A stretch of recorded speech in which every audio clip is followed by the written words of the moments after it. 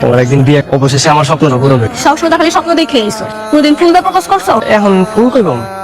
ওই যে পাইছি, দাঁড়াও আমি ফুল কিনে নিয়ে আসি। কয় লাখ টাকা? কত ফুলের মধ্যে টাকা লাগবে?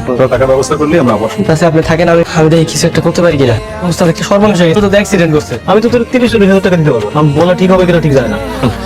তোর একটা মেয়ে ভালোবাসতো না, ওই যে মাঝে মাঝে আসে, কিন্তু অনেক টাকা। কিন্তু আমার একটা শর্ত আছে, কিছু আমার কও। আমাকে বিয়ে করতে হবে। মানে সহজ, তুমি আমাকে বিয়ে করবে, কিংবা আমি তোমাকে টাকা দিব।